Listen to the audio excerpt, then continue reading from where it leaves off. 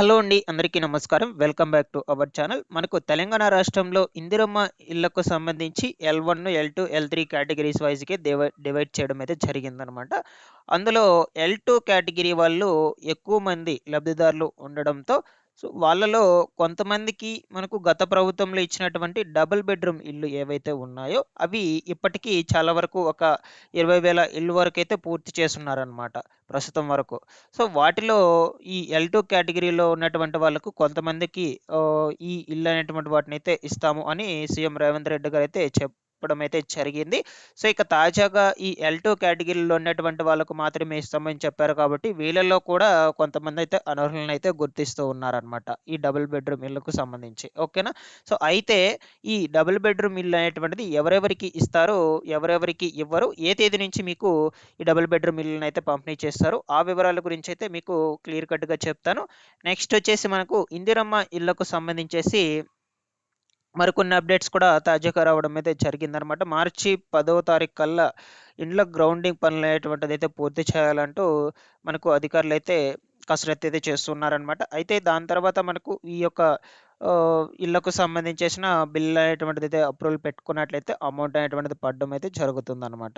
ఈ విధంగా మనకు ఈ గ్రౌండ్ ఫ్లోరింగ్ అంటే బేస్ వరకైతే మార్చి 10వ తారీఖున మొత్తం కూడా అన్నీ పూర్తవ్వాలంటూ వాళ్ళైతే చెప్పగా వాటి పనులైతే చాలా అంటే చాలా త్వరగా అయితే చేస్తూ ఉన్నారనమాట. వీటికి సంబంధించి కూడా కొన్ని ముఖ్యమైన అప్డేట్స్ అయితే వచ్చేసాయి. వాటి గురించి కూడా చూద్దాం. మీరందరూ వీడియోని ఎండ్ వరకు చూడండి. ఎండ్ వరకు చూసేసి ఈ వీడియోకి ఒక చిన్న లైక్ చేయండి. అదేవిధంగా మన ఛానల్‌ని సబ్స్క్రైబ్ చేసుకునేసి బెల్ ఐకాన్ అయితే ఆల్ అనే దాన్ని ఆన్‌లో పెట్టుకోవడం అయితే మర్చిపోవద్దు. టెలిగ్రామ్ గ్రూప్‌లో కూడా జాయిన్ అయిపోండి. మీకు యూజ్ అయ్యే ఇన్ఫర్మేషనే టెలిగ్రామ్ గ్రూప్ ద్వారా అందజేస్తూ ఉంటాను. ప్రతి ఒక్కరు కూడా టెలిగ్రామ్ గ్రూప్‌లో అయితే జాయిన్ అయిపోండి. ఇక లేట్ చేయకుండా వివరాల్లోకైతే వచ్చేద్దాము. మొట్టమొదటిగా ఈ యొక్క డబుల్ బెడ్‌రూమ్ ఫ్లాట్స్‌కి సంబంధించి ఇన్ఫర్మేషన్ అయితే చూద్దాము. మనకు L2 కేటగిరీస్‌లోనే కొంతమందిని అనర్హులుగా అయితే గుర్తిస్తూ ఉన్నారనమాట. వీళ్ళందరూ కూడా అనర్హులు. వీళ్ళందరికీ కూడా ఈ యొక్క డబుల్ బెడ్‌రూమ్ ఇల్లు అనేటువంటిదైతే అందజేయము అన్నట్లుగా చెప్తూ ఉన్నారు. మనకు తాజాగా వచ్చినటువంటి అప్డేట్ ప్రకారం చూసుకున్నట్లయితే పాలమూరులో 241 ఇళ్ల పైన రెవెన్యూ శాఖ అభ్యంతరం అయితే చూపించిందనమాట. ఇప్పటికే నోటీసులు కూడా జారీ చేసి 7 రోజుల్లో వివరణ ఇవ్వాలని ఉత్తర్వులు కూడా పేర్కొనడం అయితే జరిగిందనమాట తహసీల్దార్ గారు. ఈ విధంగా మనకు స్థానికతతో పాటు ఆస్తులు పరిగణలోకి అయితే తీసుకుంటూ ఉన్నారు అధికారులు. అంటే వాళ్ళు అర్హులు కాకపోయినా కూడా చాలామంది కూడా ఇల్లు అనేటువంటిదైతే కలిగి ఉన్నట్లు వాళ్ళకి ఇల్లు అనేటువంటిదైతే శాంక్షన్ చేసున్నట్లు కూడా రికార్డ్స్‌లో ఉన్నటువంటి నేపథ్యంలో ఈ విధంగా అధికారులైతే నోటీసులైతే జారీ చేస్తున్నారనమాట. వాళ్ళకి సంబంధించి తనిఖీలనేటువంటివి చేసి ఈ యొక్క డబుల్ బెడ్‌రూమ్ ఇళ్లను ఆల్రెడీ ఇచ్చేసున్నా సరే క్యాన్సిల్ చేయడం కావచ్చు, వాళ్ళ యొక్క నేమ్ అనేటువంటిది లిస్ట్‌లో ఉన్నా సరే ఆ పేర్లను క్యాన్సిల్ చేయడం కావచ్చు. ఈ విధంగా ఇంచుమించుగా ఇండ్ల లబ్ధిదారులపై 12 మార్లు విచారణ చేసి అధికారికంగా వాళ్ళు సలహాలు, సూచనలైతే తీసుకుంటారనమాట. చూడండి మనకి ఇంచుమించుగా 12 సార్లయితే విచారణలైతే చేయబోతున్నారనమాట. ఈ విధమైనటువంటి వాళ్ళందరి మీద సంబంధించి. ఓకేనా? వాళ్ళు అర్హత లేకపోయినా సరే వాళ్ళకి ఆల్రెడీ ఇల్లు అనేటువంటిదైతే ఇచ్చేసి ఉండొచ్చు. అదే విధంగా ఇప్పటికీ ఈ ఎల్టీ కేటగిరీలో లిస్ట్‌లో నేమ్ కూడా ఉండొచ్చనమాట. ఈ విధంగా ఉన్నటువంటి వాళ్ళ మీదైతే తనిఖీలనేటువంటివైతే చేసి వాళ్ళకి ఇంచుమించుగా 12 మార్లైతే విచారణ అయితే చేయబోతున్నారనమాట. ఓకేనా? అయితే మనకు మొట్టమొదటగా ఈ ఎన్నికలు కూడా అనేటువంటిది అమల్లో లేనటువంటి జిల్లాల్లో ఈ డబుల్ బెడ్‌రూమ్ ఫ్లాట్స్ అయితే పంపిణీ చేస్తామని చెప్పారు కదా! ఆ జిల్లాల్లోనే ఈ యొక్క విచారణలైతే జరుపుతారనమాట.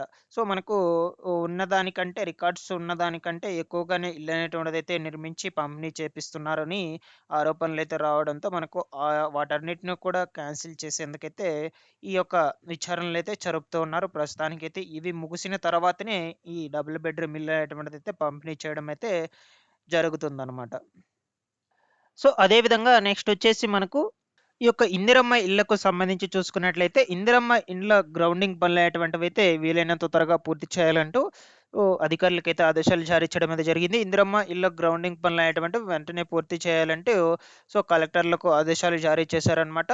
మనకు ఈ యొక్క ఇందిరమ్మ ఇళ్ళకు సంబంధించేసి ఈ గ్రౌండ్ ఇళ్ళ గ్రౌండింగ్ పనులనేటువంటివి 10వ తారీఖు లోపలైతే పూర్తి చేయాలంటూ మనకు తెలియజేస్తూ వచ్చారనమాట. త్రాగునీరు గురించి అదేవిధంగా వాటన్నిటి వసతులకు సంబంధించి మొత్తం కూడా కల్పించాలంటూ వీలైనంత త్వరగా ఈ యొక్క పనులనేటువంటివి ముగించాలంటూ తెలియజేస్తూ వచ్చారనమాట. దాని తర్వాత ఈ యొక్క ఇందిరమ్మ ఇళ్ళకు సంబంధించేసి అర్హత కలిగినటువంటి వాళ్ళందరి పేర్లు కూడా జాబితాలో చేర్చాలని తెలియజేస్తూ వచ్చారు. దాని తర్వాత పరిశీలన పూర్తి అయిన తర్వాత ఫైనల్ లిస్టు విడుదల చేస్తామని, తప్పులు లేకుండా ఈ యొక్క ఇందిరమ్మ ఇళ్ళకు సంబంధించేసిన ఫైనల్ లిస్ట్ అనేటువంటిదైతే రిలీజ్ చేసుకోవాలని ఈ యొక్క జిల్లా కలెక్టర్లకైతే ఆదేశాలైతే జారీ చేశారనమాట. సో, వీలైనంత త్వరగా ఈ ఇందిరమ్మ ఇళ్ళకు సంబంధించేసి ఈ బేస్ మట్టం వరకైతే కంప్లీట్ చేస్తారు. సో, దాని తర్వాత బిల్ అనేటువంటివైతే అప్రూవల్ పెట్టుకొని అమౌంట్ అనేటువంటిదైతే రిలీజ్ అయ్యాక దాని తర్వాత నెక్స్ట్ ప్రాసెస్ అనేటువంటిదైతే